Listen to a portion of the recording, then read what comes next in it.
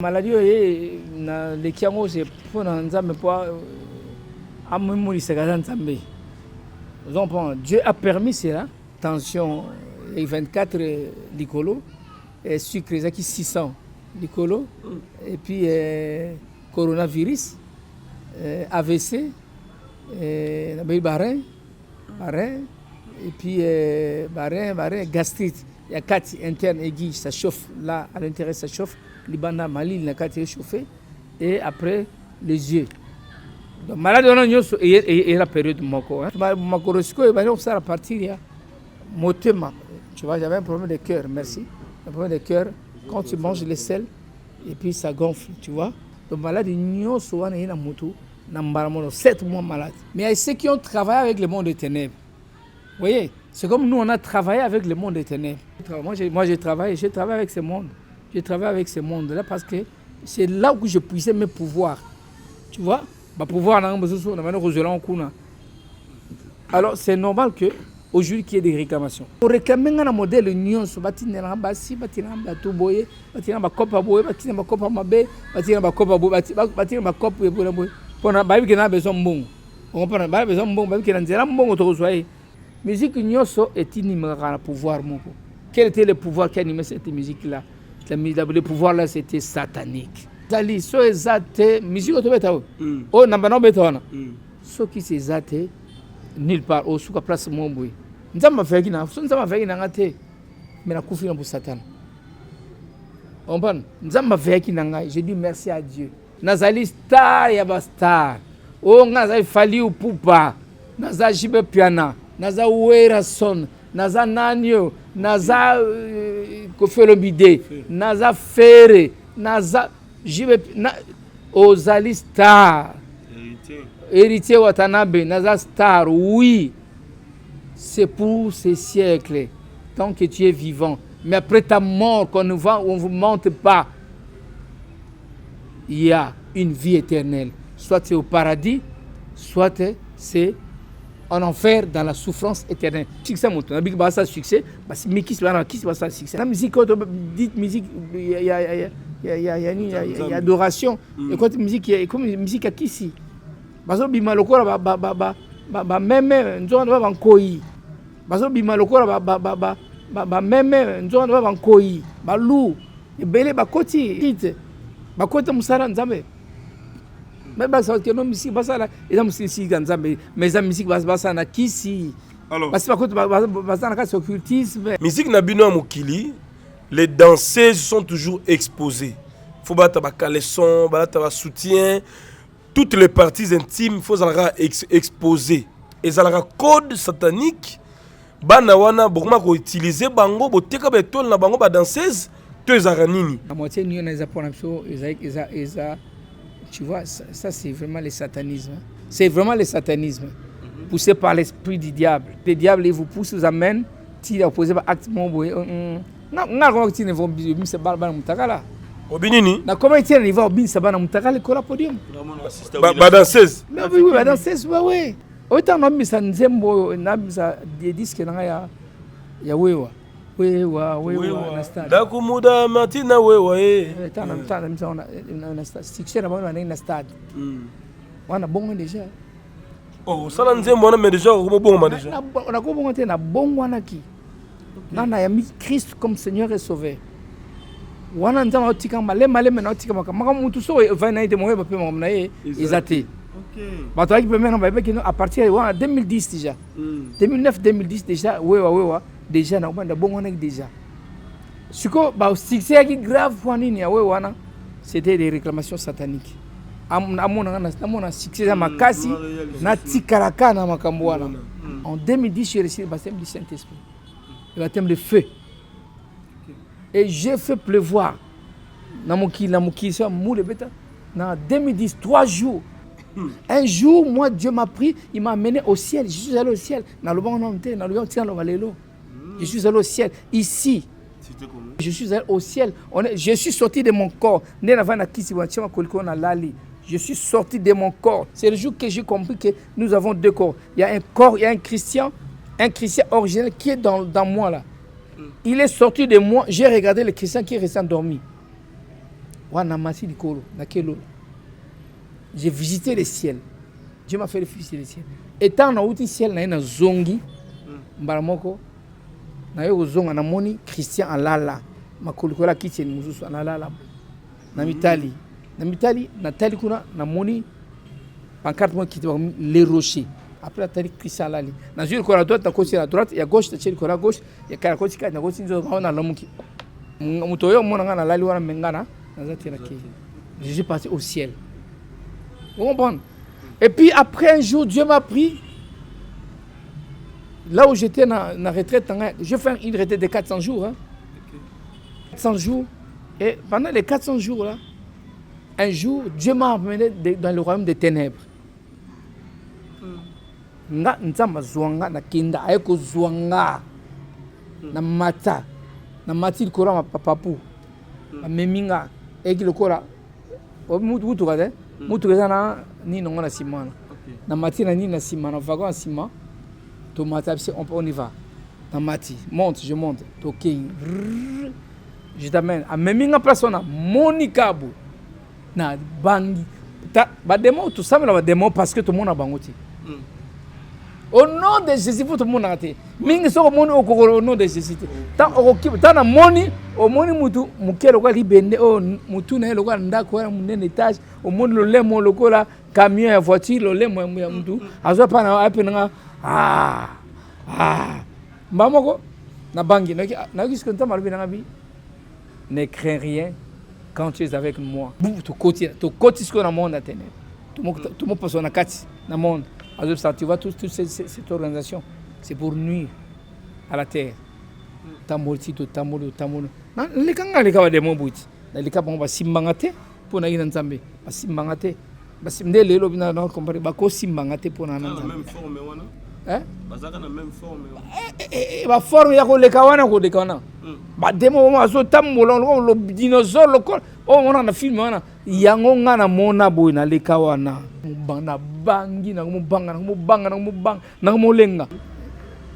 Je dirais à faire que ces concerts-là, pour moi, je ne souhaite même pas qu'ils aillent. Ce qui est le peuple congolais, à suspendre le concert. C'est pour ça que c'est encourager des choses qu'il ne faut pas encourager.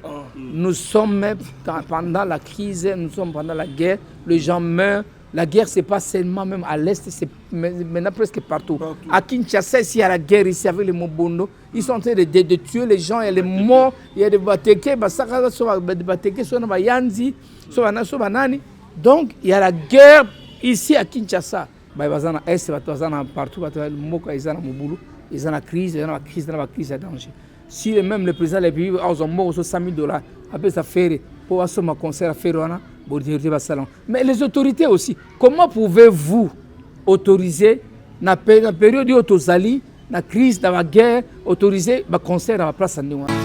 Mama, if love is crazy, love is funny. Dieu, na pesibino mbote na kombo na Yesu, c'est bien moi votre frère, le pasteur Israël Nash. Je vous salue au nom de Jésus. Je suis précisément à Kinshasa. Naza responsable ya Ophelina. Jésus est mon papa. Naye liboso na bino pour représenter bino bana o bozo mona na bilili pe ba difficulté tozanango. Na bandaki musala o ça fait longtemps ya koboko la bana selon ainsi dit l'Éternel. Mais ba difficulté ezamingi, difficulté ya loyer parce que tozo futela. Et puis, difficulté à foutre là-bas à Minerval pour tout de suite au bandaki. Tout ça qui avance, mais tikalindambo. Nazo banga, kebana oyo, bakata classe, bakomanangona soukate. C'est pour cela, Dieu m'a mis au cœur, na lancé message oyo, na batunyoso, ya motema malamu, basunga bana oyo, bozomona na bilili.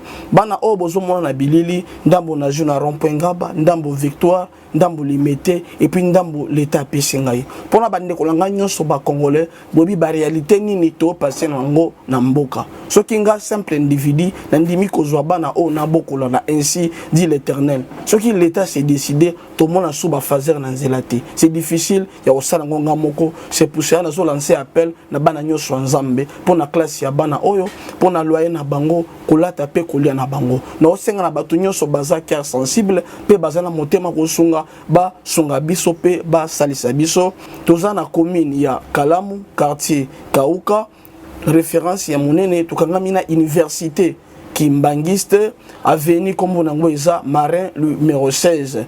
Numéro de téléphone à biso pour na bateau balingi ba contacter biso pour na ba détail mosusu isa plus 243 89 72 32 229.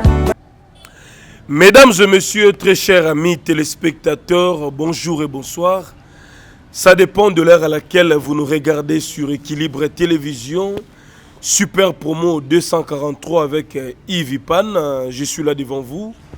Jérémy Lemba, les renards du désert. Alors, mesdames et messieurs, abonnez-vous, commentez et partagez ces liens pour édifier également les autres. On va recevoir pour vous aujourd'hui l'homme de Dieu, le pasteur Christian Dakumuda Newman, ancien musicien que vous connaissez très bien.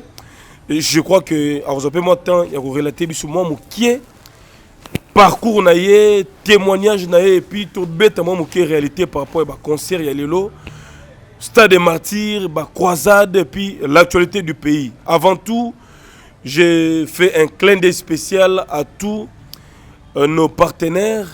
Mimi Ndoumé depuis Monchingla Nakati Allemagne, les célèbres Dienzundu na Washington, les boss Chicha Chimbo na Turquie, le président Pedro Moutou, leader à jeunesse, association main dans la main, dans la ville Fontaine et puis partout à travers la France. Vraiment on est là, le travail continue. Yves Pan, merci de nous accompagner, bonjour. Hein? Bonjour mon cher ami Jérémy Lemba, bonjour Nabadego Sobonga Super Promo 243 ainsi que Équilibre Télévision, tout ça juste pour nous toujours nouvelles comme d'habitude. En tout cas, vous ne serez pas déçus, on est toujours ensemble. Merci Jérémy Lemba, merci. Voilà, merci Vipan, l'homme de Dieu Dakumuda Newman, bonjour. Bonjour, bonjour, bonjour Jérémy, bonjour Yves, bonjour tout le monde, bonjour les caméramans. Que Dieu vous bénisse. Amen. Amen. Ouais. Voilà, merci beaucoup l'homme de Dieu. D'abord, Tokaki na masolo na banungu nungu que vous avez hospitalisé, santé zotungisa okaka. Alors, tozio quand même vous a debout pour na bateau ba monyo lisulelo, état de santé na yo, qu'est-ce qui dérange spirituellement, physiquement, boni état na yo? Non, ba état de santé na ngai pour l'instant, je dirais qu'il y a une amélioration, il y a un changement positif. Les choses changent au jour le jour parce que Dieu est là, il est au contrôle de toutes choses. Dieu est avec moi, je ne vois pas pourquoi il doit m'abandonner. Et puis voilà, c'est vrai que la maladie vient toujours, mais Nzambe a sali Nzambe. Ma maladie, le kiango, c'est pour Nzambe pour amemourir ce gars Nzambe. Dieu a permis cela, sinon il n'allait pas le permettre. Si Nzambe m'a permis, il dit que moi, on a vu que Nzambe m'a permis. Mais permis pourquoi? C'est pour que Ami Mori Zagazan Nzambe. Nga pena comprendre que nakata msana ngale bakino maladi moko tsali Coran Nzambe zate. Parce que quand on a malade na uta ki pasta komeli mare mo el Coran Nzambe zate. Parce que avec ma malade ko est-ce que obeli nini papa? Erango zano vivant ba yeba obela ranini. Non, bela ranini te na belaki. Na belaki na malaria est 4+. Na répondre encore l'autre fois bakiango. Malaria 4+, tension 24 licolo, sucre 600 licolo, et puis coronavirus, AVC, barin, et puis barin, gastrite. Il y a 4 internes aiguës, ça chauffe là, à l'intérieur ça chauffe, Libana, Mali, il y a 4 chauffés, et après les yeux. Donc, malade, on a la période de moko, et puis na makolopé on dirait. Makorosiko, ça à partir de motema. Tu vois, j'avais un problème de cœur, merci. Un problème de cœur, quand tu manges les sels, et puis ça gonfle, tu vois. Et puis ça gonfle, et puis voilà. Donc malade, il y a souvent une moto, 7 mois malade. 7 mois. Malade. Jour pour jour malade, 7 mois malade. 7 mois malade. Mais j'étais une juge. Mais en fait, selon vous, aux autres juges, ils attaquent ou bien ils attaquent en élection et preuve pour que vous ayez grandeur. Bon, ben, preuve, nous avons ta chambre, nous avons permettre. On comprend, parce que tout ce que le monde est à nu devant Dieu. C'est lui à qui nous devons rendre compte. Attends, nous avons côté de bango, basal bango likambo, il va nous matala ya monnaie bango atiki na. Nous avons permettre un salima. Abika, moi je vais tirer gloire. Dans malade chrétien, on va tirer gloire. Tu vois un peu ça. Alors ce que gloire les années atala. Ndé malade on kene parce que ba maladie mo boye était oy bande landi si oy non maladie oy na oy malamo yeka malamo ensemble tant on bi capé na obi karanga pe nzambe on se no nzambe azali nzambe abi Dieu peut permettre mais c'est pas lui qui a envoyé la maladie dans moi, c'est pas lui. Dieu l'a permis que maladie ya et que ça on va attaquer dans yé na gauche droite. On comprend, mais Nzambe il a permis qu'il ait atteindre nga et atteindre nga. Oui, parce que ni que Zali Nzambe m'dati maladie on a été Zali peut-être tout le monde peut Satan comme disent le Kino. Parce que bon ngana yebi que Nzambe moi na tambola correct devant Dieu. Je suis les deux pieds en Christ, en Jésus-Christ. Depuis ma conversion, oui, j'ai des petites erreurs hein. Ne mounu ça na berrer naïe, mais au tellement moi Nzambe n'a vraiment comme ça avec Dieu. Alors je ne vois pas pourquoi Dieu a dit malade. Pourquoi? Malade pour Nani. Pour Alexandre Kazanzambe? Non. Il peut permettre, mais il n'a pas intervenu. Parce que si Dieu intervient, jamais ne va toucher au thé. J'ai été touché. Comprends? J'ai été touché. Toutes ces maladies, mon corps a été touché. Nous sommes ici, maman. Nous comprenons que nous avons pour nous être ici, mamie. Nous avons une porte fondamaki. Tony bon nabika nzamba permettre kamo esalema mais ngana naza vraiment 100% ya nzambe donc makambo nzambe esingi alongola ngola kati nga po mokile se otato ke nzambe ya Christian zali nzambe et puis na ngai ko yeba ke malade ko yela pe bandimbi nanga na yeba ke kalezeka so na sambele mutu marmoko abiki na comprendre que non na ko sambela mutu abiki spirituellement mais physiquement faut mutu ala nerva kisi ala le traitement malé mais parce que les médecins, c'est un corps établi par Dieu. Donc, par les médecins, Dieu peut te guérir par les médecins, comme Dieu peut te guérir sans passer par les médecins, et Dieu peut te guérir sans avoir besoin des médecins. Parce que les médecins, ils soignent, mais c'est Dieu qui guérit. On comprend? Dieu, médecin, c'est Dieu qui guérit. Donc, moi, je sais que Dieu a permis que cela puisse m'atteindre. Vous voyez? Et il est le seul aussi qui doit mettre fin à tous ces problèmes, qui a mis fin, je dirais, à cette maladie. Parce que quand je prie, Dieu me fait voir que tout est ok, tout est bon. Donc comme Dieu dit que tout est ok, tout est bon, tout est ok, tout est bon. Voilà. Merci. Ok, merci beaucoup, pasteur Christian Dakoumouda, monde entier, Baotalabiso. Aux anciens musiciens Mboka, aux dirigeants orchestre musical, l'avenir esthétique, au Bimisa Bamise Belé, Fabregas, au Bimisa animateur Babi Tango Fort, Moussou Soupé Bakenda, Poto, Bake Bangola, par-ci par-là.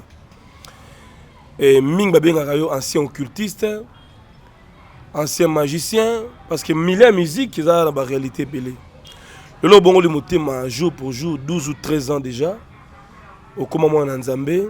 Est-ce que, par retour, il y a un monde wana luciférienne, ils ont la rayo, par réclamation, l'andara toujours yo, ou bien tu te sens vraiment libéré, tu es en paix. Parce que Batou Ming Baouta la Bisso va comprendre. Ce que tu es dans le monde de Moulili, ou pas un Christ, Batik en paix, ou bien par réclamation, et l'andara paix toujours Batou. Ce que tu expliques, Bisso te banon. Ben, Koya et pas na Yesu, ya mi balé. Kouta na mokilipe, et mi longi mi balé. Les âmes de Moussous, oh, mokilipe, ko sale la ye, ils vivaient dans le mal, dans le péché. Tu vois, il vivait le péché, donc il était là pour célébrer, il s'attend comme ça. Mais il y a ceux qui ont travaillé avec le monde des ténèbres. Vous voyez, c'est comme nous, on a travaillé avec le monde des ténèbres. Mais bien sûr, ça va Jérémie, Lemba, Tamoranae, Azana, Salama, Vinae, Moboye. Mais il y a des gens qui ont été mais il y a des gens qui ont été dans Tamoranae, qui ont été moteur sera bon comme ami, c'est pas na Yesu, automatiquement c'est calme. C'est calme, il n'y a pas un zamba. Ah bon?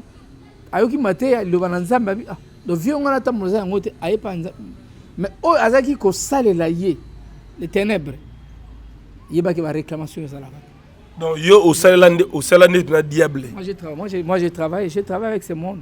Je travaille avec ce monde-là parce que c'est là où je puissais mes pouvoirs. Tu vois? Alors, c'est normal qu'aujourd'hui, qu'il y ait des réclamations. Le point de vue, jamais. Alors qu'il y a des beauté, alors qu'il y a des photos. Bah on réclame un modèle union sur bâtiment basi, bâtiment bateau boyé, bâtiment copa boyé, bâtiment copa mabé, bâtiment copa boyé, bâtiment copa boyé. Pour na baby qui n'a besoin bon. On prend baby besoin bon, baby qui n'a pas bon autour soyez. Hier à cause il m'a pire arrêté, mais n'andima ba pia kamoko impossible mais n'andima ngoko. Ya le na tongira nzambe église ngo. A tozana église parce que tongira nzambe. Donc na senga moko esiko zwami ozana olanda biso wana mbongo nayo tindira mbongo ngina tonga église nzambe eza kitoko église nzambe ndenge zalaka na mokina salema ma kitoko ya makasi eza ipona gloire ya nzambe te o na sa pona gloire nzambe esiko zwami tindira mbongo s'il te plaît tindira mbongo nana posa mbongo na sisa église ezigiza nzambe na boyi baloba ko maye na nzambe azangi aye na nzambe akokite non bino bolanda ngai sika bozo bino botindela mbongo bomona lifuta bomona pe église oyo nini oyo sala acte nyonso to opposé. Je veux vous dire une chose, tout acte que nous posons, Dieu est au contraire de tout acte que nous posons. Iba na bank nzambe abiko uto iba abiko ko iba so ko ngoni mbongo bina tinel pasteur Christian et d'akumudala donc non natina et d'akumudala mbongo pour asa musala ya nzambe nzamba omona ope au pambola yo atakutu ngana yebite ke yom do tindelinga mais ezal bien ayeba ezal mabe pete tindelanga mbongo esiko zwamio nasala musala o na osala musala ya église oyo les rochers église ya nzambe esika maye bimara église yo pesa bana na Congo mai yo ko tancher soif na bango mai ya bon moi. Le rocher, l'église du rocher. Très bien. On a cinq parenthèses kaka. Il y a Orobaïté. Moussa Toko Sala. Ils ont réclamation et belé. Mais alors justement, comment vous comprendre que vous avez réclamé? C'est à travers ma vision, ma prophétie, ma noto, ou bien un mot penon s'entrapena chair de poule, ou moins penon ndokazo bima, ils ont rendu nini? Non. Au moins on va mater. Au centre. Pasteur Christian. Mais la réalité spirituelle, papa. Tout le monde a rempli un film. Moi, dans la chambre, ange m'a abîmé l'auto démon. Est-ce que ma sirène m'a abîmé la route? Non. On peut le voir. Hein? Quand tu as l'Esprit de Dieu, tu sais voir que cette femme, c'est une mauvaise femme. Cette femme qui vient à côté de moi, c'est une mauvaise femme. Cet homme qui vient là, c'est un mauvais homme. Vous voyez? Tout le monde a rango, na musata tout ça, au moins va tout ça que c'est un mauvais homme. Mais on te sait que Nzambe qui a disposé que ba malamu ba pananga. Amen. Ya mabeba za musika na komo na Yesu Kristo. Basi ya malamu ba pananga. Ya mabeba za musika na komo na Yesu Kristo. Et to le la Nzambe parce que ngai na kokate. Mais Nzambe à l'aide du Saint-Esprit, le Saint-Esprit nda zo ba ko déterminer o aza malamu o aza mabe. O aza malamu o aza mabe. O aza malamu Nzambe obende pembe ngai. Nzambe otalisa ye elongina envers ngai oza mabe nzamba oche musika ngai mais to mona bango bande bayaka e ba réclamation yaka na bango belé o sa musala bo mona musala ya bloqué na niveau mo boye bloqué ona ba bala soka ke moni nzambo ke ona elo te oza mbongo te on te bloqué tant ba bloqué o comprendre que non ça sont les réclamations sataniques ba ba bloqué en bala que ça que nzambo ngona sambela elo côté parce que nous avons bon côté place panaï nazo mbongo pana été nazongela bango pour nazo mbongo wana lenga pana bité ngala ozoke pana Yesu Kristo a opesa ngaka j'attendrai jamais oya loba qui a changer parce que moko e pana atikala longo moko azate donc ngapé et changer ka j'attends. Il est le maître des temps des circonstances. Quand le temps sera là, personne ne va arrêter le temps parce que le temps c'est lui-même Dieu. Et moi j'attends toujours le temps. Je vois des réclamations à travers mikanda et auprès de l'autorité. Auprès de l'autorité, au titre de mikanda pour pas répondre aux autres et vendre. Et moi comme c'est normal, mon makitoko. N'a pas exemple moko. Hein? Dernièrement, tout récemment, j'ai écrit pour la compte de la Fédération Congolaise d'Église du Christ, la FECOEC. Nous avons écrit auprès des autorités. Vous savez que depuis le 19 juin 2019, le président avait dédié le pays à Nzambé.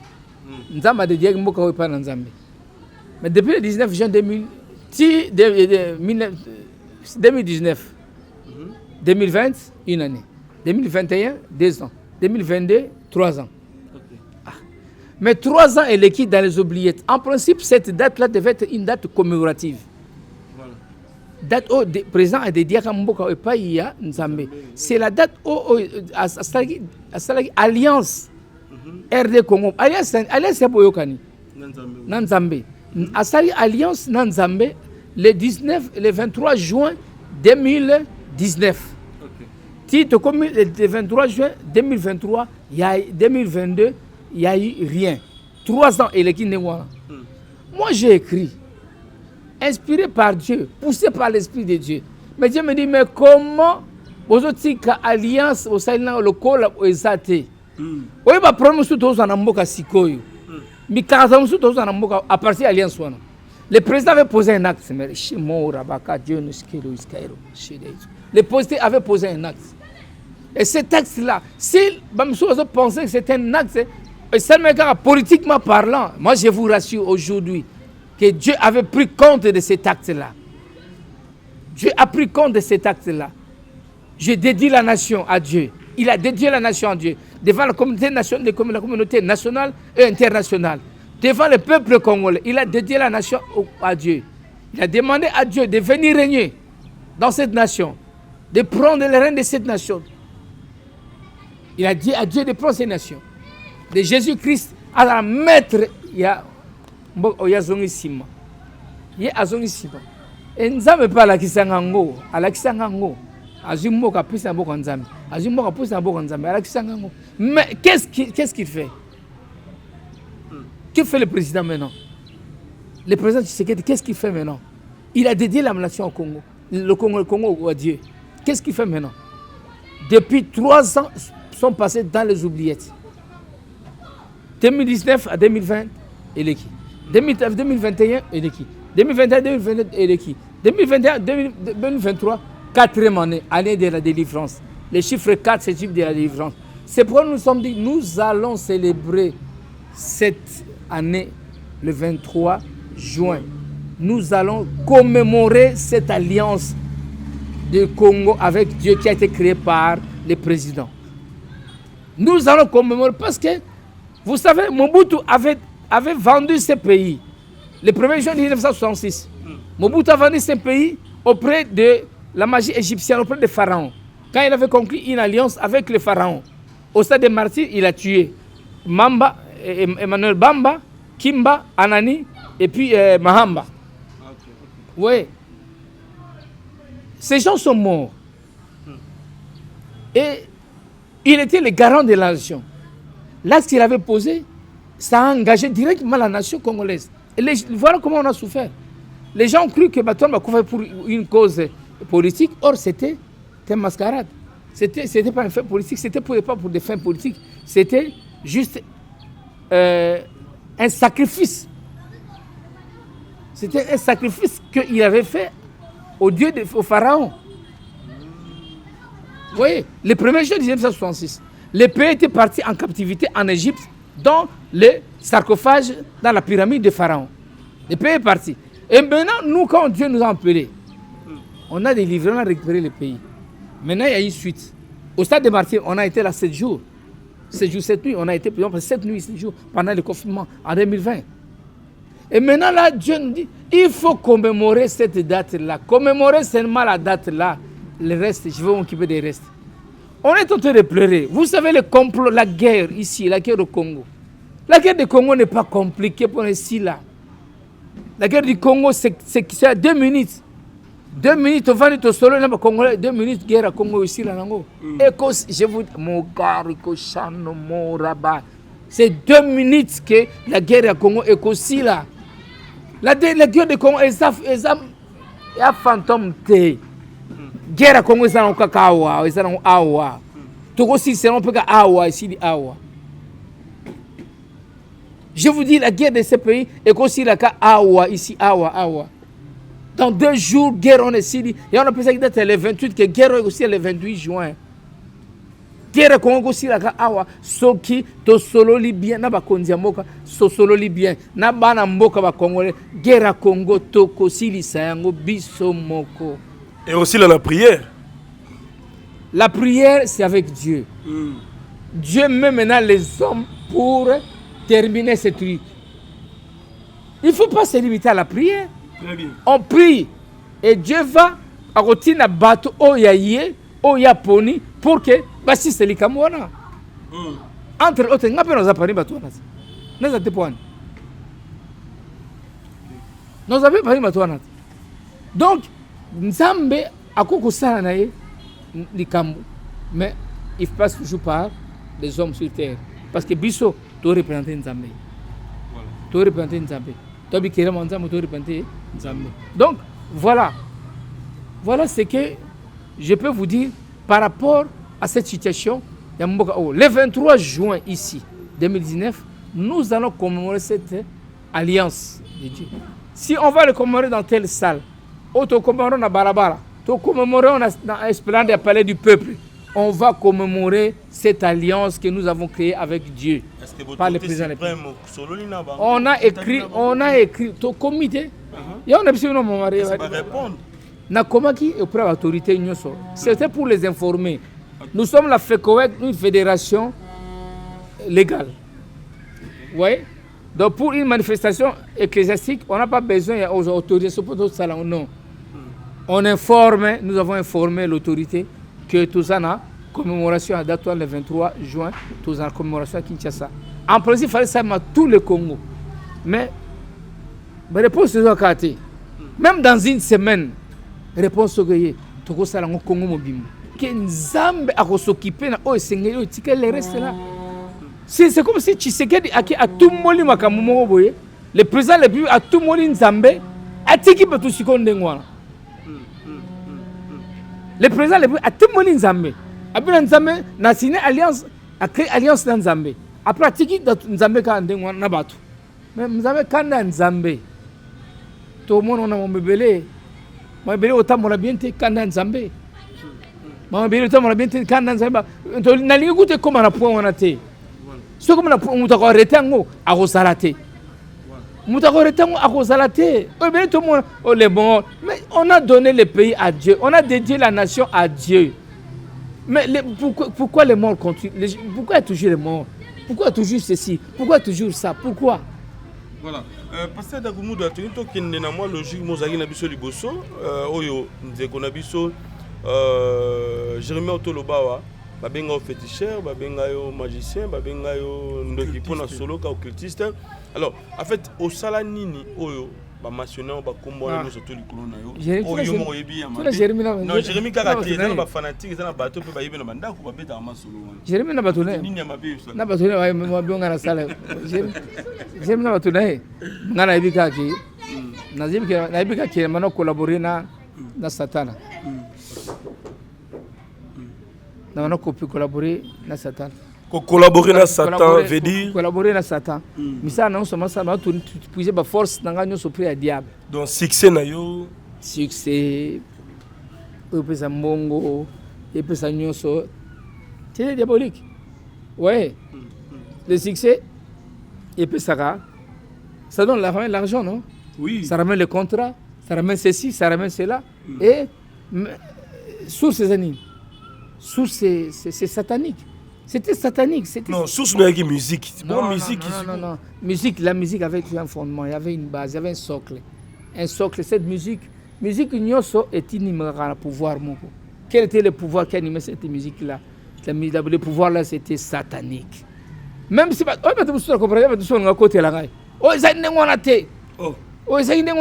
un petit frère. Oh non, non,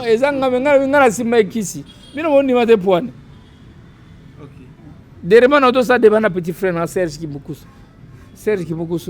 Et puis, nous avons un leader, nous avons un leader. Mais nous avons un force mususu et accompagner qui leadership nanga wana lelo na zongeli force oyo et pesanga leader eza nzambe nzambe num tapesanga leadership batebele basana bunga wana nzambe num takela bango ba leader apesanga leadership bazu ba associer Satan na leadership na bango or il faut associer Dieu na leadership na yo au moins osala ya koleka wana. Non, est-ce que qui c'est la musique est réelle? Ezali so ezate musique to beta o namba no beta wana so qui c'est ezate nulle part au souka place Momboué. C'est parce que là on est en train de glorifier les diables. Vous savez, Dieu il ne donne pas de succès à quelque chose qui n'est pas par gloire. Je pense que quelqu'un est d'accord avec moi. Dieu ne donne pas de succès à quelque chose qui ne lui rend pas gloire. Amen.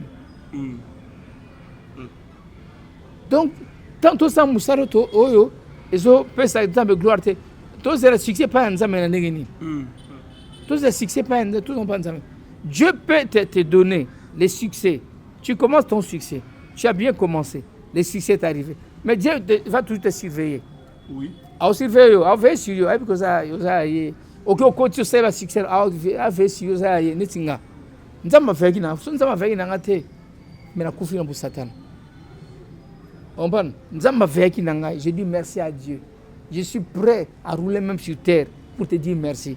Parce que si nous avons fait une affaire, mais le na confiance pour Satan. Mais le liwa nanga, confiance ils ont pour Satan. Alors, okoti kaba honneur nyoso na mokili j'étais my God okoti kaba honneur nyoso na mokili. Alors on a complété Ozali président Tshisekedi le président de la nation congolaise Fati Beton Mukwantombolo okokufa un jour liwana il y a toujours une destinée. Très bien. Quelle sera ta destinée après cette vie? Quelle sera où passeras-tu ton éternité? Cette vie n'est pas éternelle. Il y a une vie éternelle après cette vie. Il y a une vie éternelle, soit en enfer, dans la souffrance éternelle, soit au paradis, dans la joie éternelle. Et il faut faire le choix maintenant. Il faut préparer le lendemain maintenant. Nazali star yaba star. Oh, nazali fali ou poupa. Naza jibe piana, naza wera son, naza nanyo, naza kofelobide, naza fere, naza jibe ozali star. Héritier Watanabe, naza star, oui. C'est pour ces siècles, tant que tu es vivant. Mais après ta mort, on ne vous monte pas. Il y a une vie éternelle. Soit c'est au paradis, soit c'est en enfer dans la souffrance éternelle. Et cette souffrance éternelle, c'est pas que l'élo monte au 100 degrés, le qui dit 60 degrés. Non, c'est 100 degrés, 100 degrés. Et quand c'est la joie éternelle. Les politiciens, basé belé, bosala musala bino, bo associé ka nzambe na oyo apesa bino. Bokonzi wana. Oh Félix, avant Félix comme président de la République. Avant président Félix comme président de la République. Ndangani nanga comme président de la République. Aucun. Est-ce bon? Est-ce que ça nanga comme Félix président de la République? Attends. À quoi président de la République? Mais si comme pas ben na pemene yaka mona Abraham yaka ilo mo et l'autre côté azo batelama na ozali bongo nzambe ndem ta batela on se benga yaka et l'autre côté nyoso na za ba théâtre yako ko c'est nous que non makam et ça et l'autre il a une mission et la mission de Dieu les protège les gars parce que si Dieu dit qu'il meurt aujourd'hui il va mourir aujourd'hui mais s'il est en vie parce que Dieu le protège. Amen. Au nom de Jésus-Christ. Amen. Merci Christian Olobi pasteur Christian Olobi que musique c'est d'abord le fétiche et tout ça mais tout le monde il y a d'abord la musique hein. Bon côté artistique mais non tu comme mon déclaration pe ya Ndekonayo un ancien animateur ya Wira Lobeso abeta na maison mère à sala succès le loza verba est kuna mboka amona na rasu na CNT. Mais Lobeso abimi à l'obiono, tout n'est pas question dans le micro, l'obiono il se porte bien, mais où est rendu à libérer. Donc il reconnaît que carrière naie, vie naie, étoile naie, ils ont bloqué par Ouira.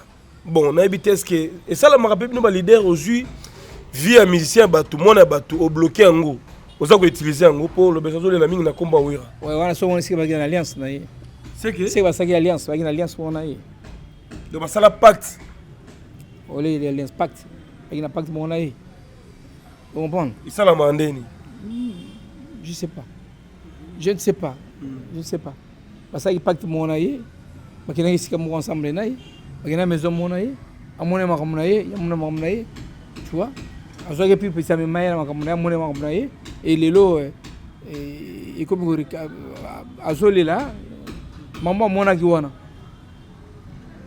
il faut à renoncer nango ceux qui a renoncé par un moto mais makiete on comprend à renoncer pas pour ça nzambe mais justement parce que Carlo Bessowana il y a Azole ba libéré c'est que Azole reconnaître qu'à côté ba place moko bo à côté qui va place à côté qui va place et là il va libérer parce qu'à côté qui à moins que ça ne va pas à côté il va place et la place à côté que yo ba place au train de ngona mais pasteur ndenge nini ba soki ndenge yo opesi moi idée na yo que ba côté peut-être na leader na ye mais leader aza ko kanga mati aza ko kanga mais leader a ko dire musana ye mais leader aza ko dire musala na ye ya lokola monsieur Renaud o ba souhaiter bere na ko kufa pwani ba souhaiter bere kufa pwani muta sai société père sa société après on a sani atikion akufi atikion atabo skali sima auto c'est l'orchestre elle va souhaiter et sima est-ce sima et sima raté pourquoi parce que muta sa ki ngo a signé ba pacte mon boya signé ki na vivant na et continuer mais pour continuer il faut avoir moko de vivant na azu moko a cotiser na nzira o yazali et moko na ta ya kufi moko na continuer avec o ya biso mutu na biso a continuer musala biso neti mouvement na pe kufa kasi kufa na bana biso bino ke kufi olo bate bazo sanga mako kufi banga be kufi parce que mission moi les carabika bengani l'orchestre yo bongoli motema ba bengani yo mouvement Israël par la bango ce mouvement kufa na eza wapi eza blelo donc secret to ke dans secret na e kufi yesu asia zonyoso na pesa nso ba yesu yesu asia zonyoso donc e ko exister sous souté mais tant yo mo vanda rota la clip au moni que da komuna bien sûr que kangama bien sûr que lingama beauté belé aspect rota ba concert no akala ba musique no akala et ça ko nini rappela ko nini bon et ça quand maman na leki la personne na leki nga pesa iboye ngai mais spirituellement parlant la rekita on ba Nzambe heureusement que bomo ingati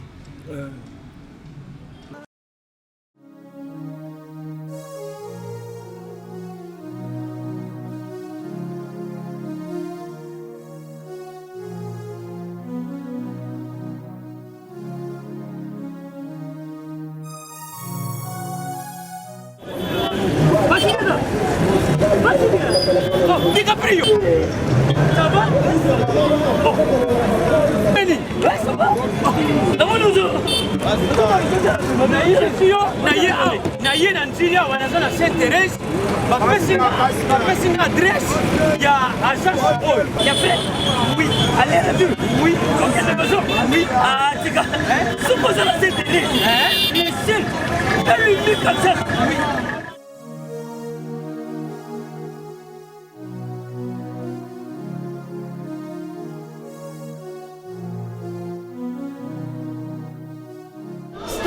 Sainte-Thérèse. Oui. Ce comme Sainte-Thérèse. La mission. Si manyango. Exactement. Mais ça ici quand il y a kubunga te. Service. Ponctualité. Respect. Et puis bango. Balou la rapide. Oh. 40 jours. Mais nga kutu 45 jours il va payer ça kiwana. Et puis kokeli te mbala moko ba bengi ngai. Aza mundeni? Non. Yes, du service. Poso mwindi. Mais ma canicide bonjour.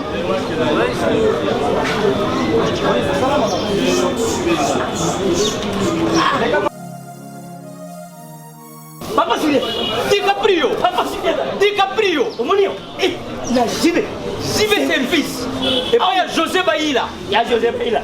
Ah, moto moindo na mayele mo. Ya mundele. Attention tonga na yo. Mutu bolongwa te. Obosotonga no mobimba. Yango jibe service ezaka kawa na Kisasa. Yeye. Oh, Angola. Brazzaville. Tosuket. Kalamingi te. Mokili mobimba. Abilo. Ozui. Donc alongoli biso pili ya makambo ezalaki 40 jours mais okomona contenir esali 6 mois. Papa Sile, yebisa na bavoisi. Oh, basala bandeko na miki. Na miki na poto. Place ya série ya kotia biloko. Eza epa ya José Baila. Jibe service eza kubeta bango toujours. Frappe finale, frappe finale retour. T'inquiète. Awa. Makina kufaka te. Monsieur na kufaka, mina ke di felo. Ouais, ero na muta di felo. Na rigeta kara nzambe. Na senga merci. Ya bo manga te. Na quelque temps to kota gauche droite gauche droite gauche droite gauche droite. Na nzambe limbisanga. Na senga toujours bo limbisi nzamba limbisa ata na télévision na senga nzamba limbisanga. On se salaki na tabuza banane mabe na mec peut pleiner na diversion. En tout cas, alimbisanga. Mais est-ce que bateau sko bolia na ba concert, ne bato ba concert bato kufi. Bateau bolia na ba concert bo sacrifier wana. Ils rappellent charge à fardeau. Tout le monde va lire. Tout le monde va lire. Yo pour ça la ba plein na fikine tout ça. Bato ba kufa te. Non non, tout le monde va lire bato na concert ba web ça on les a nini. Tout le monde va web ça. Nga ma mona te. Nga ebike na ebite ma na concert. Nga ebike makambo kisi babo makambatu bane mbele mko babo na lero mo na ebite. Oyo bo na concert na ebite. Non, mais ça quand même, au bois qui m'a bougie, moi non, ba chance ba tebele ba ça là. Na sabe makambo ça ça tous on ensuite ça mon sur ma bé, ya ma bé. Na ça on peut glorifier Jésus-Christ. Makambo on peut en sous gloire te. Na ça mon bé belé, ya ma bé na ça. Aujourd'hui je donne gloire à Jésus-Christ, à Dieu, gloire à Dieu, hein, à Dieu parce que j'ai fait de mauvaises choses. J'ai fait de mauvaises choses, maintenant, de mauvaises choses par rapport à Dieu. Il faut de mauvaises choses. Maintenant, là, je suis pour Dieu et pour la gloire de Dieu.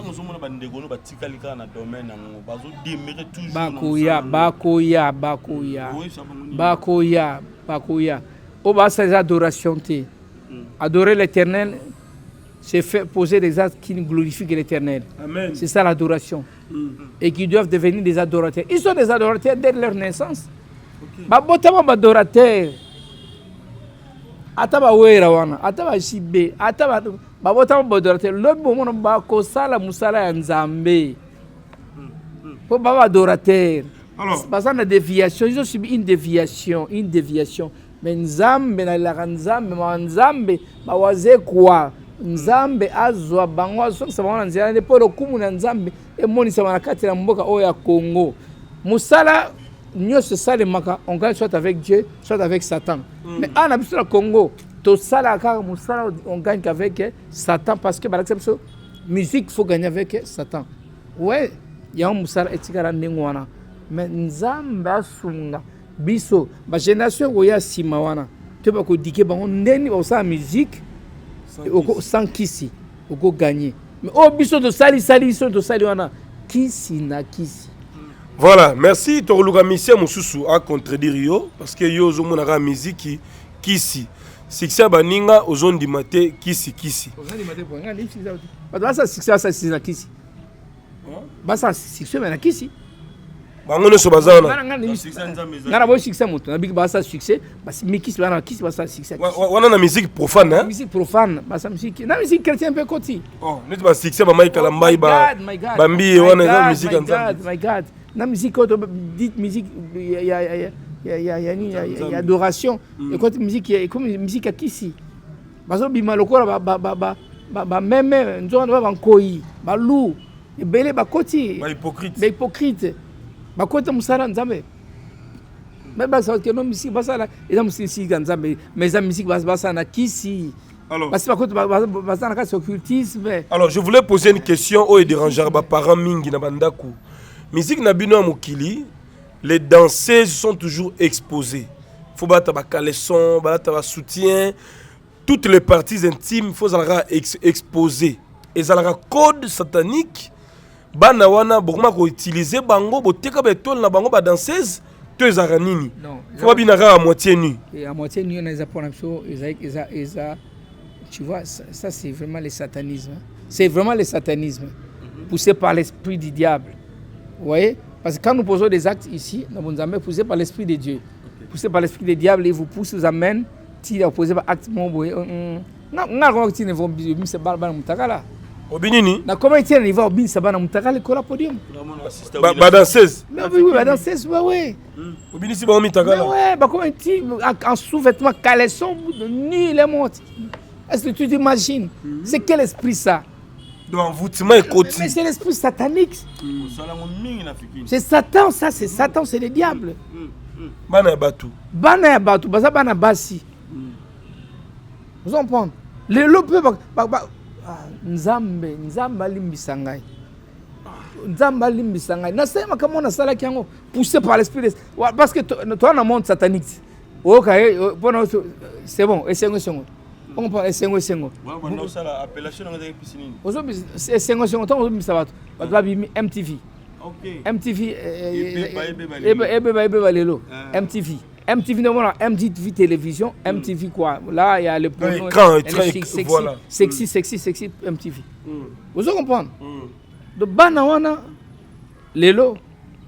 Moi je sais que bien que ça va monter. Moko akufa.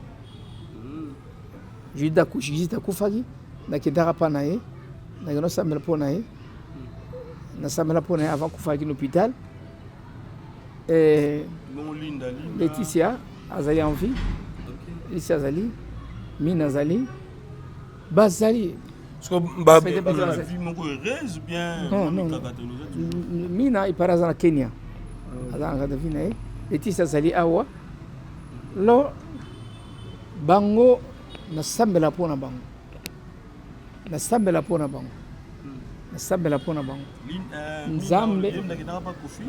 bango nyonso bakendaka pa na ye période moko ba fino mingi ya mouvement bakendaka pa kofi si bakendaka na botola bango na récupéra bango eza bango baguerre moko ezaka ntango baguerre ntango tokenda baguerre mokili wana ntango nakenda mokili moto mokili alors sikoyo nasambela mpona bango nzambe alimbisa bango nzambe alimbisa bango na mao nzambe ayoki nga ayoka yango mpe bango akopesa bango oyo senge epesa bango heureusement lelo baza mpe consciente bango moko tapela bunzambe bakopesa bunzambe na bakoma na bunzambe te nayebi ntango nazwa bango baeza kati ya bunzambe conscience déjà et nayebi nazwa bango et puis basala. Voilà, merci pour la vérité, l'homme de Dieu. Nous sommes en direct, mesdames et messieurs. Si vous avez touché l'actualité. Jérémy, avant qu'il y ait une actualité, on a juste une question où ils ont rappelé comme une lamentation et pas de couper le peuple. Et puis,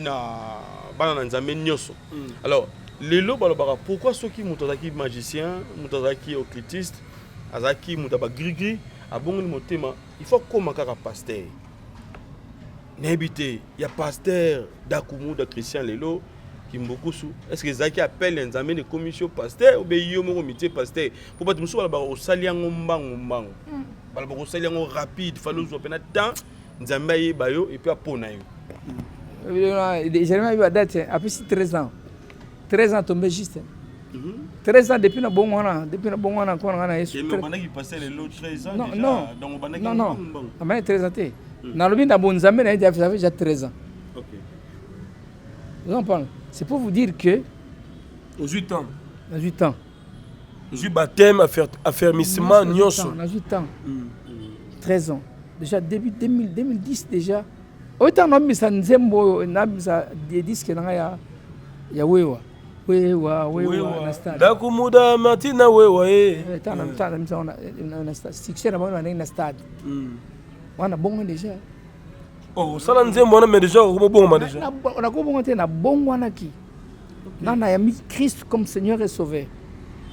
Wana nzama otika malema na otika maka mutu so va na ite mo ba pe mo na ye ezate.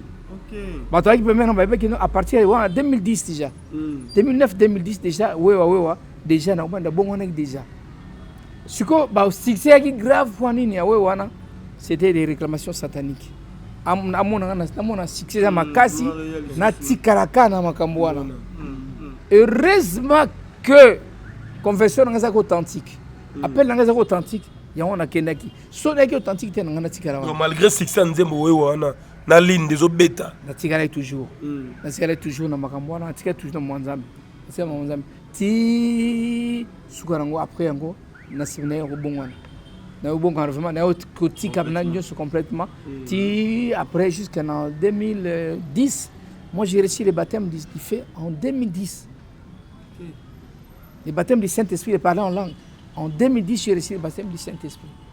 Le baptême de feu. Et j'ai fait pleuvoir.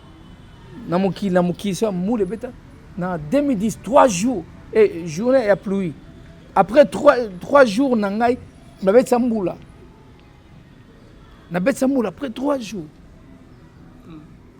Na père spirituel, mais un jour, moi, Dieu m'a pris, il m'a amené au ciel. Je suis allé au ciel. Je suis allé au ciel. Ici, au ciel, il m'a pris. Il m'a pris et je suis allé au ciel. Je suis sorti de mon corps. Je suis sorti de mon corps. C'est le jour que j'ai compris que nous avons 2 corps. Il y a un corps, il y a un chrétien originel qui est dans moi là. Il est sorti de moi. J'ai regardé le chrétien qui est resté endormi. J'ai visité le ciel. Dieu m'a fait visiter le ciel. Étant dans le ciel, il y a un zongi. Mbaramoko. Il y a un zongi. Il y a Christian Alala. Ma kolikola kitchen muzusu Alala. Na mitali. Natali kuna na moni. Pancarte moi qui les rochers. Oi qui les rochers. Tant que les rochers, Nathalie les rochers. Après la tête qui s'allait. Dans une cour à droite, à côté à droite, il y a gauche, il y a gauche, il y a côté à gauche, il y a l'homme qui. Je suis où? Donc, au salon voyage astral. Bimaki. Ok. Vous en prenez? Moutoyo, mon angana, la loi, mengana, je suis parti au ciel. Vous comprenez? Et puis après un jour, Dieu m'a pris. Là où j'étais dans la retraite, je fais une retraite de 400 jours. Hein. 400 jours de retraite. Chez le pasteur David, à l'église Armée de Feu. Armée de Feu chez le pasteur David et maman Esther, que j'ai dit bonjour. 400 jours. Et pendant les 400 jours là, un jour, Dieu m'a emmené dans le royaume des ténèbres. Nga nzamba zwanga na kinda ayeko zwanga na mata na mati likora ma papapu na meminga eki lokora mutu kade mutu kana ni nongo na simana na mati na ni na simana vago na sima to mata on y va na mati monte je monte to kei je t'amène à meminga place on a monikabu na bangi ta ba demo tout ça mais ba demo parce que tout le monde a bangoti. Au nom de Jésus, tout le monde a été. Mingi so moni au nom de Jésus. Tant na moni, au moni mutu mukelo kwa libende o mutu na lokwa ndako ya munene étage, au moni lo lemo lokola camion ya voiture lo lemo ya mutu. Azo pa na apenanga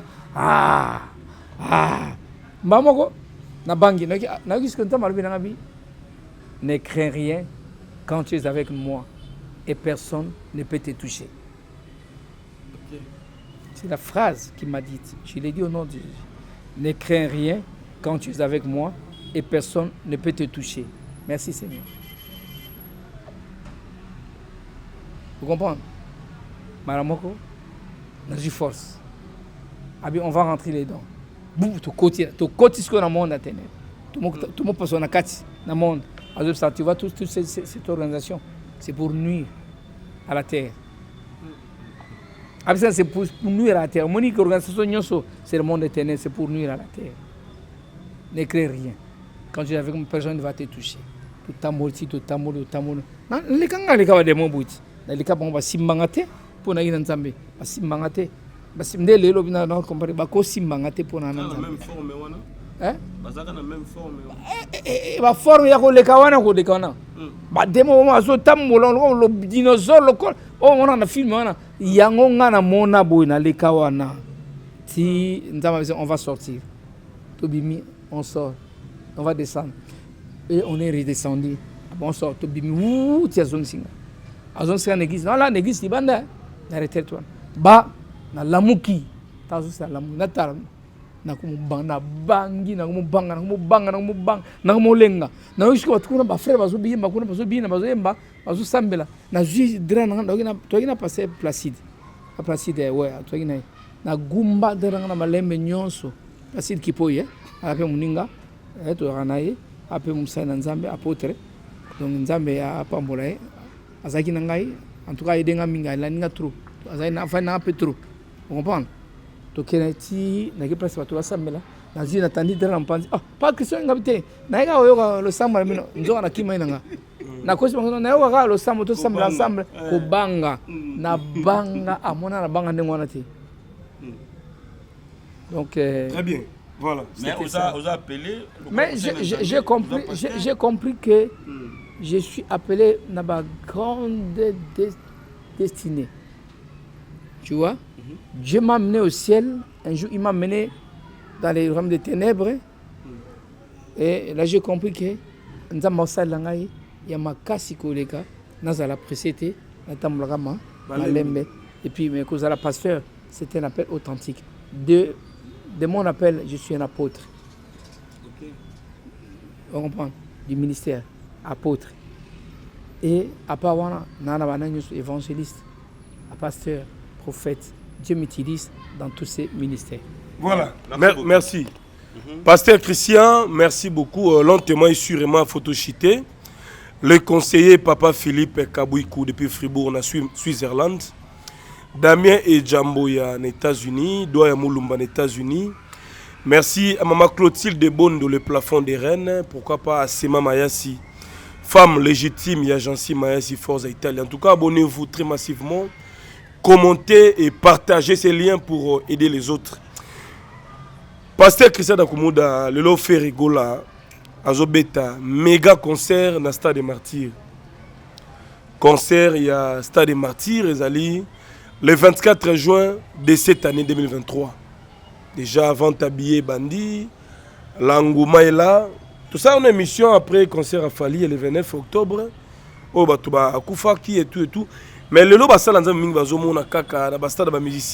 il y aura des sacrifices, il y aura des morts, il y aura ceci. Bon, il y a déjà le lot, pasteur Mingi Impact Kitty. Mais il y a des musiciens, les Kolo, Banini. Pour un concert à faire déjà en tant qu'ancien musicien, de loin, spirituellement, physiquement, au monde. Ben, moi, je pense que Ferré, c'est mon jeune frère. Très bien. Tu auras bien aillé. Tu as bien aillé depuis, hein? Tu as bien. Ferrigola, tu as bien depuis.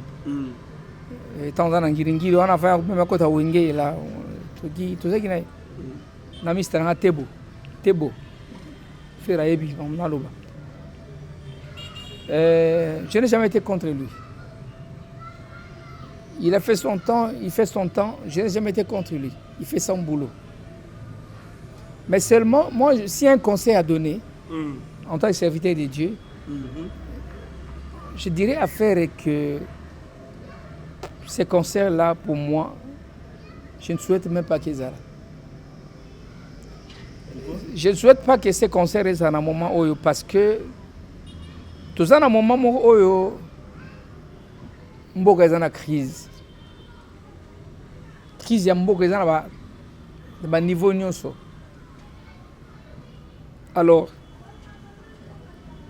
est-ce que concert, on a vraiment? Ils ont utilisé faire bêta aussi. Mais baninga ba bêta qui est pas bêta, t'es papa. Attends. Babi a déjà déjà babillé. Attends. Faire la bêta concert, on a concurrence. Pour faire la bêta qui? Et il on fait la bêta. Non, moi je pense que moi, comme Moussali Nzambe, ou aligné peuple congolais, ou azali pour le changement positif de ces pays. Vous voyez?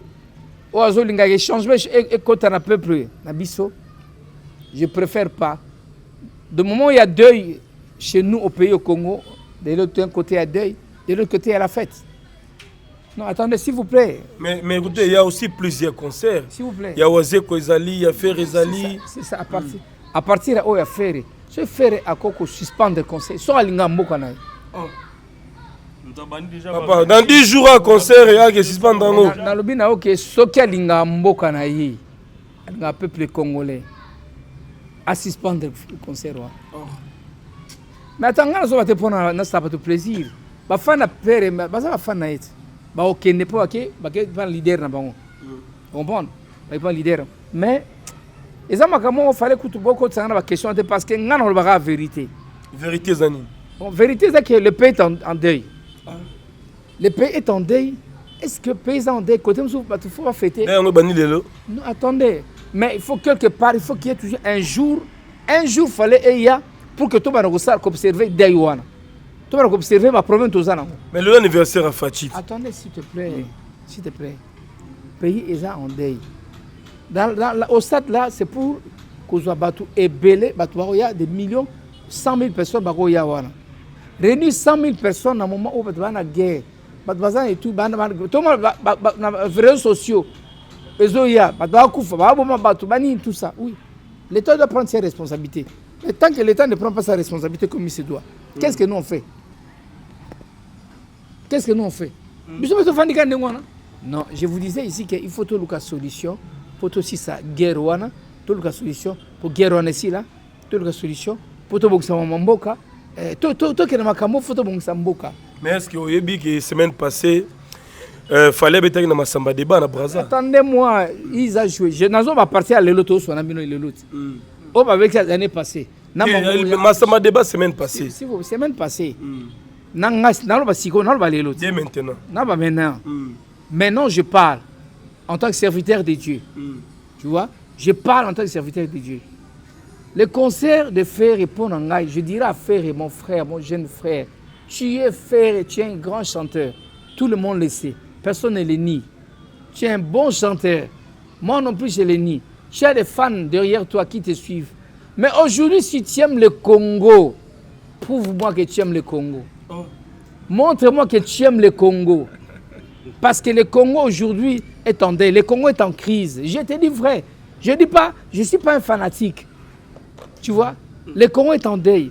Na moment où batwarotal baroya sepeli babimba kei. Tamzu na concert. Tamzu ba dégâts musu pe ko sale mawana. Batwaroya ebele. Tamzu mutu pa ko kufa. Mais attendez. Je dis tamzu mutu ko kufa, pour mutu ko kufa, c'est pas impossible. Vous comprenez? Mais ça sert à quoi pour ce pays?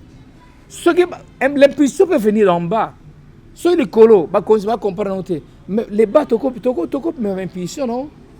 Mais est-ce que le problème est allé aux a déjà en retard, billets sont déjà en vente, concert est les 24. Je pensais que on va aller sur le mot spirituel qui est pas pour na boyer. On a ce orgé. Orgé exact. Héritier Betty guerre ezalaki, fallait Betty guerre ezalaki, batutu ba Betty. Wenge beta 4x4. Attendez, orgé. Bon, sphère exceptionnelle. Oh, carrière na tsangange. C'est carré ni. Ati carrière na jet. Soit c'est carré. Ba tu bose là. Ils ont un concert, il y a vie, un concert historique. Non, attendez. Ça, c'est encourager des choses qu'on ne faut pas encourager. Nous sommes pendant la crise, nous sommes pendant la guerre, les gens meurent. La guerre, ce n'est pas seulement même à l'Est, c'est maintenant presque partout. À Kinshasa, ici, il y a la guerre, ici, avec les Mobondo. Ils sont en train de tuer les gens, il y a les morts, il y a des Bateke, donc, il y a la guerre ici à Kinshasa. À Kinshasa, la guerre est à Kinshasa. Les gens meurent à Kinshasa. Yo conseil faire. Malheureusement, je n'ai pas d'argent. Si j'avais l'argent, j'allais donner à faire. Si tu as besoin d'argent, prends l'argent. Tu vois? Comme il a fait des dépenses. Mais écoutez, mais dans le bien, pasteur, le gars de Nile, c'est à soutenir Ferry. Après, si la prophétie, le prophète, le gars de Ngefa. Azo prier pour un concert à Ferry. Yosa pasteur. Et puis après on a les sous papa na biso kabondi wale ça azazo na événement na stade. Kizami na Kibila. Il y a des campagnes, il y a des choses comme ça. Vous savez nous les Congolais, biso ba Congolais tout ça la makapo muto sala. Nous voulons vivre toujours la concurrence. Même la famille, même la famille, même la baninga, même le quartier parce que tel a fait ceci, moi je vais le faire. Peut-être non. Moi dans la Musala Nzambe, moi je suis appelé Christian d'Akumudala, tu vois, je suis appelé. Mon appel est à moi. Je parle des choses par rapport à mon appel, par rapport à ce que Dieu a mis dans moi. Je ne veux pas faire parce que le pasteur Denis Lessalba, il pasteur Denis Lessalba. Il y a beaucoup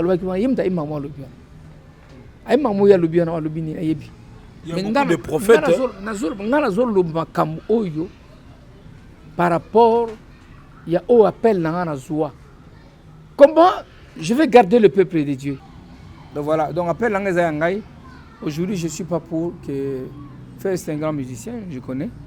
Mais je ne suis pas pour que Abet Tanastad dans la période où tu as allé. Soit je Beta Kiango, on va au bout en mettant, il va falloir Beta qui conseille, Batwa Robaki, Batwa Lobby. Mais est-ce que tu continues à Batwa Loazus? Non, Batwa Loasouté. Donc pour Batwa Loasouté, et pour le bowling, je pense que nous devons compatir avec les nôtres. Partout, ils ont la crise, ils ont la crise à danger. Si même le président de la République a mort sur $100,000, après ça fait pour avoir un concert à faire, mais les autorités aussi, comment pouvez-vous autoriser dans la période où Otozali, la crise, dans la guerre, autoriser un concert à la place de Néouan? Comment la croisade de pasteur? Même la croisade, on a pas pasteur. Non, les croisades, c'est pour amener la paix.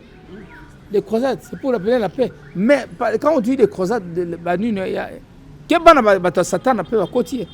Satan peut avoir une croisade de Satan. Mais Moussa Nanzambe, il est pour prier pour qu'il y ait la paix. La paix, c'est Jésus-Christ. La paix, c'est Jésus-Christ. On a besoin de culte pour Jésus-Christ. Vous voyez, comme le 23 là, on va prier un culte et alliance pour Jésus-Christ, pour la paix dans ces pays, pour la commémoration de l'alliance. C'est pour ramener la paix dans ces pays. Vous voyez? Donc, nous allons prier pour la commémoration de cette alliance. C'est pourquoi je demande, même à l'autorité, il ne faut pas autoriser n'importe quoi. Non. Non, quand je dis n'importe quoi, n'importe quoi, il y a. Démocratie, non? Démocratie, je veux bien, mais il y a quand même l'autorité de l'État qui est là. L'autorité de l'État doit se faire sentir, non? Il y a certaines choses que l'État ne permet pas. Vous voyez? L'État doit étudier la chose. Nous ne sommes pas pendant la fête, nous sommes pendant la guerre. Mais l'autorité, la fête, l'anniversaire, la fête de l'anniversaire, c'est dans un lieu restreint. C'est dans la salle, chez lui, à la maison. Mais ça, c'est public, non? Ce sont les manifestations publiques, c'est les stades, c'est les manifestations publiques. Ce n'est pas une manifestation, ce n'est pas restreint. Tu vois, c'est une manifestation publique. Une heure sacrée dans le stade. Oui, c'est une manifestation publique qui n'est pas la fête. Donc, même l'union sacrée dans le stade, c'était une manifestation publique qui ne devait pas autoriser dans le moment où. Vous comprenez? Selon vous? Selon moi, ça c'est selon moi. La fête, nous ne sommes pas pendant la fête. Nous sommes pendant la guerre, nous sommes pendant la crise, pendant la tristesse. Donc, je demanderai à l'autorité de revoir la façon dont il y a la décision. Et puis, quand je vais commencer à faire, je vais faire un bon producteur, il faut que vous sachiez ça. Et ça vous n'en pas faire? Non. Moi, ça brûle dans le pays. Comment de l'autre côté, on va faire la fête du monde, ça brûle? Mais il y a déjà des choses qui se font. Non, on ne va pas continuer, même si les gens volent, on va continuer à voler. Les gens volent au Congo, donc on va continuer à voler. Merci. Voilà. Comme les gens volent, il faut continuer à voler. Non, on doit arrêter les vols, non? Voilà. Alors. Merci beaucoup, Pasteur Christian. Je crois que, point de vue, Nayo, et ils ont un numéro de téléphone, peut-être. Est-ce que. Mais moi, pas tout le monde, est-ce que. Au monde a rappé, au délivre à Batoupé, au Sam la Babik a rappé, tous aura pasteur. Onction, Ezali, aux gens, ma foute, Eza. Papa, pour y avoir des pélicabos.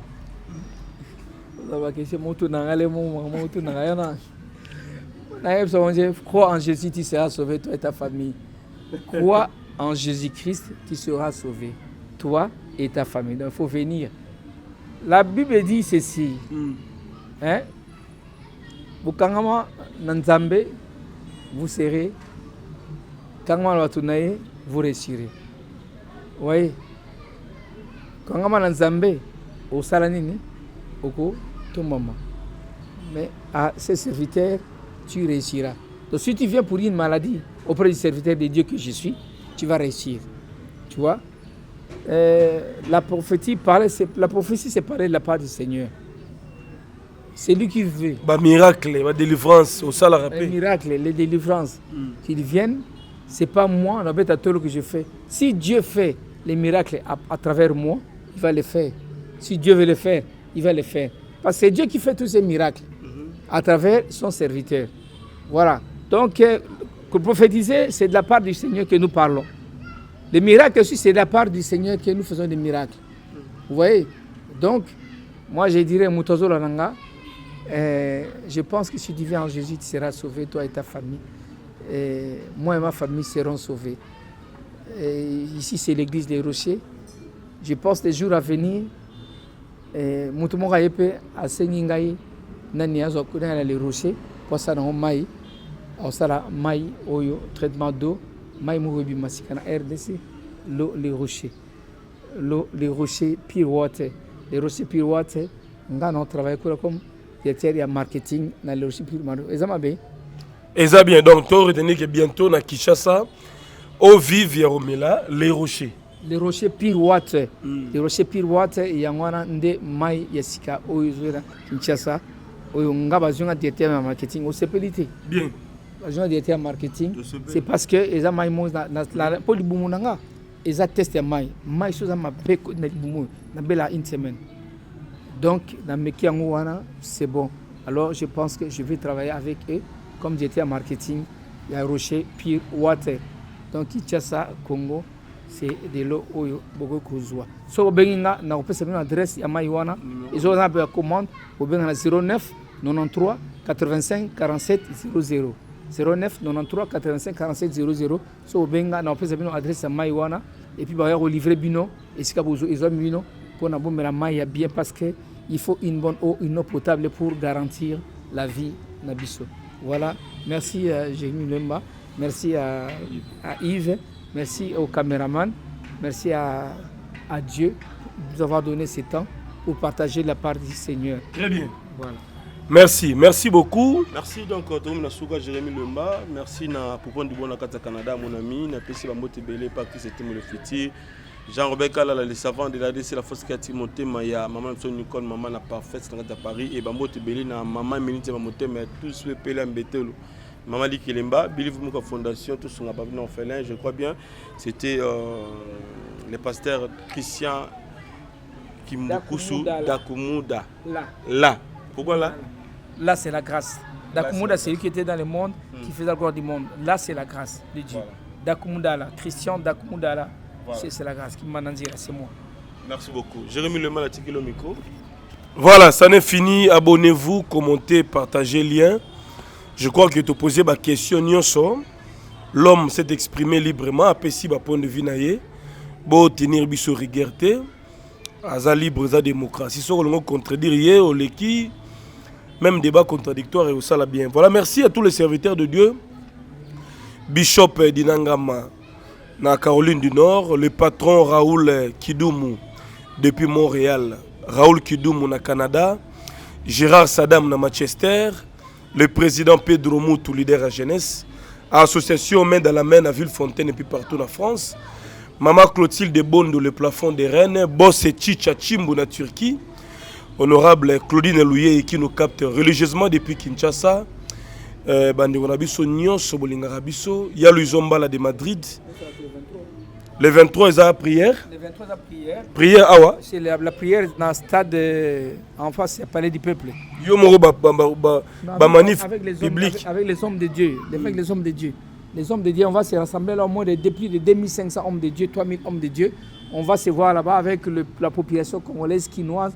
On va être là pour la commémoration de l'alliance de la RD Congo avec Dieu. Donc on avait dédié la nation le 23 juin 2019. Le 23 juillet 2023, ça fait 4 ans de la délivrance. Les 4e année, je voudrais que tout le monde nous soyons là.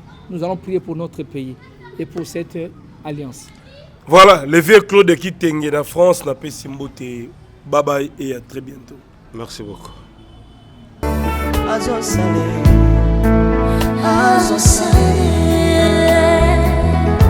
Zamakaba sangolwe azosale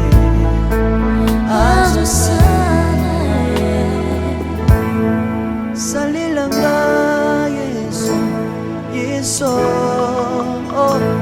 salila Bundelanga Yesu Yesu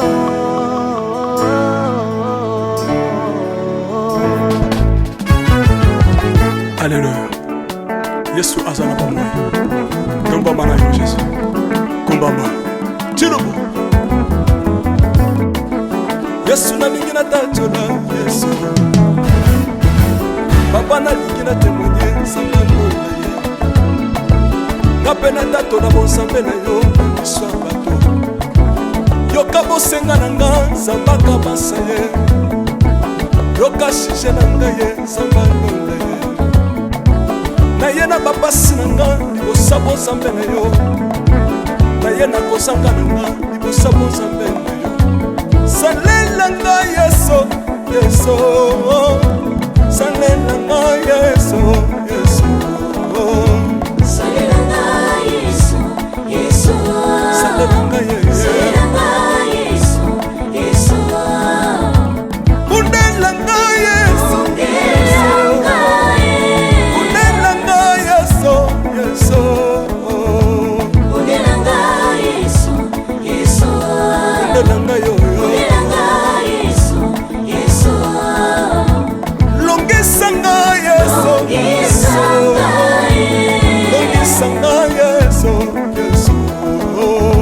Longisa nga Yesu Yesu. Longisa nga yo. Longisa nga Yesu Yesu. Nalebi bia bisenga senga nzamba londe. Nalebi bia pesanga kabela nga bisenga senga.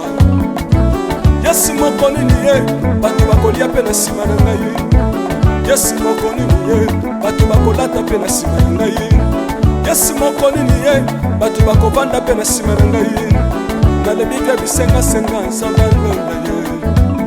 Lokota nga Yesu Yesu. Lokota nga Yesu Yesu. Lokota nga Yesu kotika nga ite. Lokota nga yo yo. Tombola nga Yesu Yesu. Tombola nga Yesu Yesu. Tombola nga yo yo.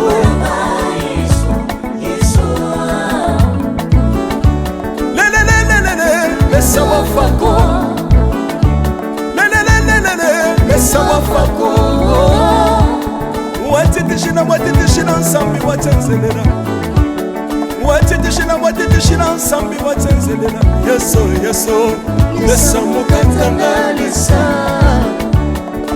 Lesa mukatanga lesa. Lesa mukatanga lesa mukatanga ye. Lesa mukatanga lesa. Alléluia. Chirobo. Chirobo. Soki nazoyemba opekisanga te oyebi te bisika nzambe alokotanga. Unayemba buye. Soki nakoma kosambela sambela opekisanga te oyebi te bisika nzambe azwanga. Unasambela buye.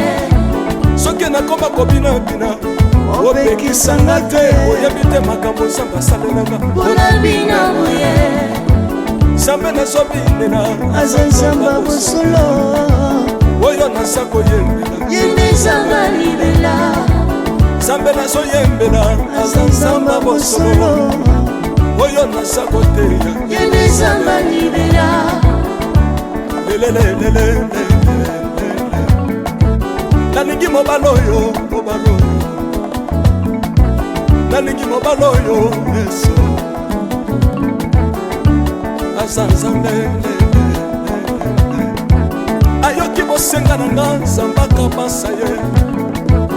Ayoki sije na nga ye nzamba londa ye.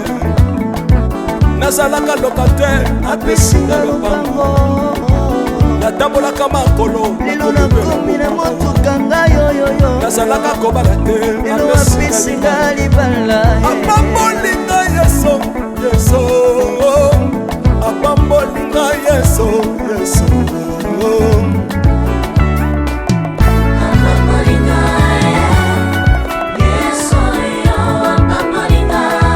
Yesu apambolinga.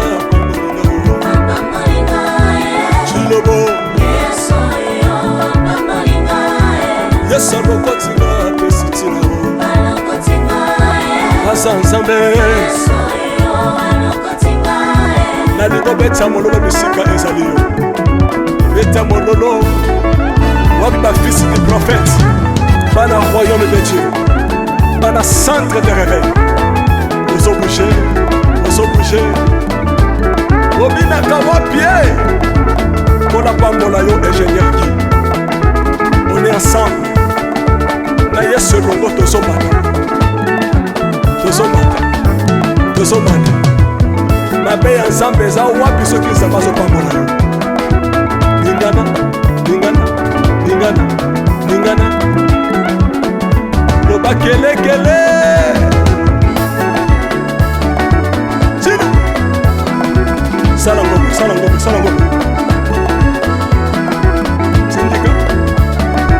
syndicat que Dieu vous bénisse.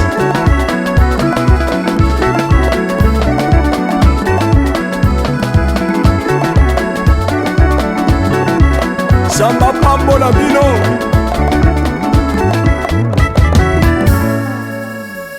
Alléluia.